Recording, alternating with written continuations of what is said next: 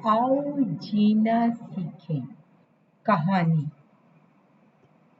बहती जिंदगी part 2। National highway के दोनों अतराफ इंतहाई खूबसूरत मनाजर थे। सड़क के एक तरफ ऊंचाई और दूसरी जानब नशेब है। आफिया फैमिली को अभी सड़क पर चलते 1.5 घंटा ही हुआ था कि याला बारी शुरू हो गई। उन लोगों ने एक चट्टान की आड़ में गाड़ी रोकी ताकि विंड स्क्रीन महफूज रहे। 15 मिनट के इंतजार के बाद इनका सफर दोबारा शुरू हो गया। एक सीनरी थी जो जमीन से आसमान तक फैली हुई थी। आफिया, हसीब और शहराज मनाजर में इतने गुम थे कि गाड़ी में सकूत छाया हुआ था। मनाजर इतने दिलकश थे कि जब मम्मा ने तीसरी बार आवाज देकर पूछा कि क्या वो लोग कुछ स्नैक्स वगैरह लेना पसंद करेंगे, तब कहीं जाकर उन्हें पता चला कि उन्हें भूख लगी है। तो मम्मा ने ड्राइवर को गाड़ी रोकने का कहा। नशेब की जानब सड़क के एक तरफ लेवल जमीन का छोटा सा सरसब्ज टुकड़ा था। वो लोग कुछ देर वहां सस्ताने के बाद दोबारा रवाना हो गए। आखिरकार मुजफ्फराबाद के आसार नजर आना शुरू हो गए। ये जल्जले से पहले का मुजफ्फराबाद था जिसे लोगों ने दोबारा आबाद किया था। शहराज ने आफिया और हसीब को बताया कि 2008 के जल्जले में पूरा मुजफ्फराबाद तबाह हो गया था। ये इंसानी अजमत और खुदा की मेहरबानी की दलील है कि ये सारा शहर दोबारा बनाया गया है। मम्मा ने बताया वो लोग मॉडर्न मुजफ्फराबाद जाएंगे जहाँ जदीद इमारतें बनाई गई हैं और इस बात का ख्याल रखा गया है कि वो खास स्केल के जल्जले को बर्दाश्त कर सकें।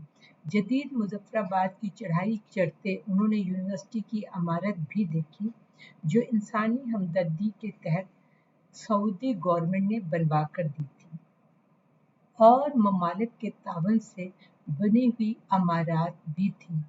तुर्की और कतर वगैरह की मदद से बनाए हुए मुख्तलिफ इंस्टीट्यूट की इमारत भी थी।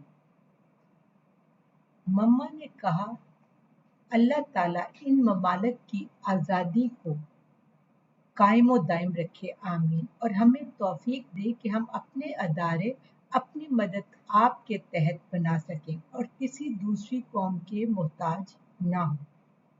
इलाका इंतहाई खूबसूरत था। बड़ी तरतीब से पहाड़ों पर घर बनाए गए थे। ज्यादातर लोग पैदल चल रहे थे। शायद अच्छी और सेहतमंद खुराक के साथ साथ ऊंचाइयों चढ़ाई पैदल तय करना भी इनकी अच्छी सेहत की जमानत थी। अब इन लोगों की मुश्किल चढ़ाई शुरू हो गई थी क्योंकि अब वो लोग चिनासी पीर पर चढ़ रहे थे। गाड़ी काफी स्लो थी, चढ़ाई चढ़ने में दिक्कत हो रही थी और उन्हें मुकर्ररा वक्त से 2 घंटे ज्यादा लग गए थे।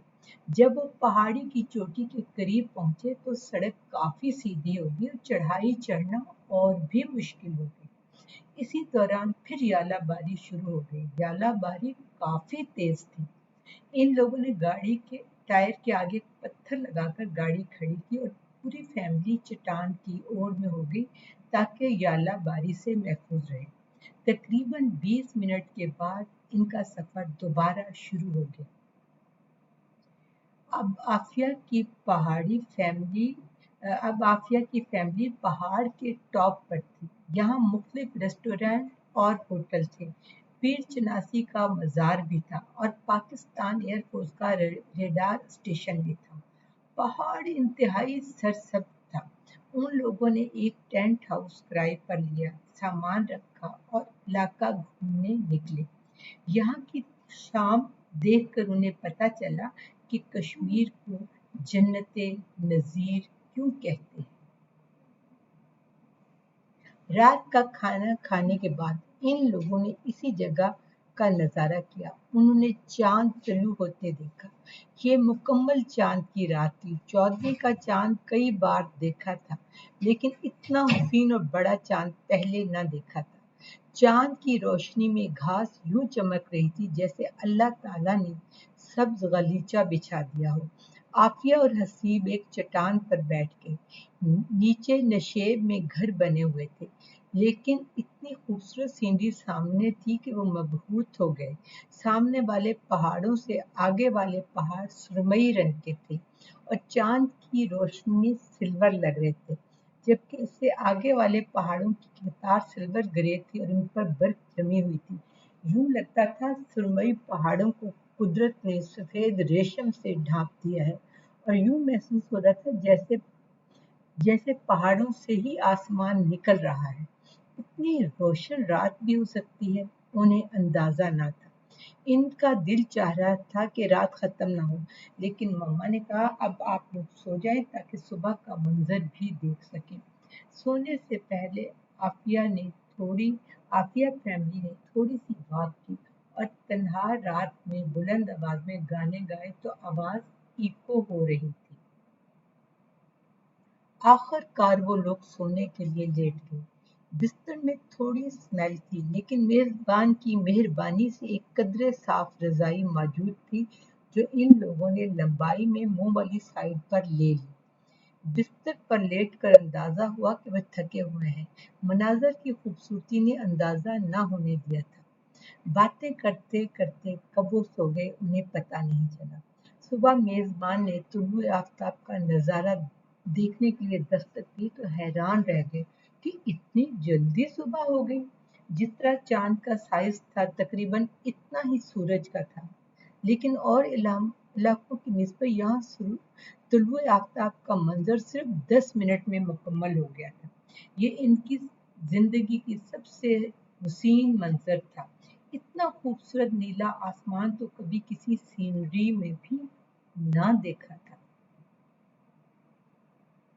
नाश्ता तैयार होने तक वो लोग थोड़ा नीचे उतरे। इंतहाई चमकदार घोड़ों ने उनकी तवज्जो खींच ली थी। ब्राउन और काले चमकदार घोड़े, लेकिन सबसे ज्यादा काबिल जिक्र फान घोड़ा था, जो चंद बच्चे चराने के लिए लाई थी। आफी और हसीब इन बच्चों के पास गए, अपना तारुफ करवाया और उनसे तारुफ किया। पहले तो वो शर्माए, फिर बातों से झिझक दूर हो गई। उन्होंने आफिया और हसीब को बट्टे खेलना सिखाए, जबकि आफिया और हसीब ने उन्हें खेल के कुछ नए ज़ाब्ते और उसूल बताए। बहुत मज़ा आया। कुछ ख़वातीन से मिले, इनकी सकाफत और रहन सहन के बारे में भी मालूमात ली। आफिया और हसीब ने घुड़सवारी भी की। नाश्ता करने के बाद वो लोग वहां से रवाना हुए। मेजबान का शुक्रिया अदा किया और गाड़ी पहाड़ से उतरने लगी। उतराई भी आसान न थी, लेकिन बच्चों को मजा आ रहा था। ये सब कुछ एक महम जोई लग रहा था। वापसी पर वो कन्हार दरिया के किनारे उतरे और एक लिफ्ट में बैठे, जिसको मकामी लोग डोली कहते हैं। इस डोली में वो दरिया के दूसरे किनारे आबशार देखने पहुंचे। ये कुदरती आबशार तो ना थी, लेकिन उन्हें इंतहाई खूबसूरत रंगों में तितलियां देखने को मिली। ये रंग पंजाब में तो नायाब थे। कुछ देर आबशार के पास गुजारने के बाद वो ल- वो लोग दोबारा डोली में बैठे और वापसी का सफर शुरू हो गया। अब उनका अगला पड़ाव मरी में था। इंशाल्लाह ताला इसकी तीसरी किस्त हम अगले बुध को रिलीज करेंगे। आपकी तवज्जो का बहुत शुक्रिया। अल्लाह हाफिज।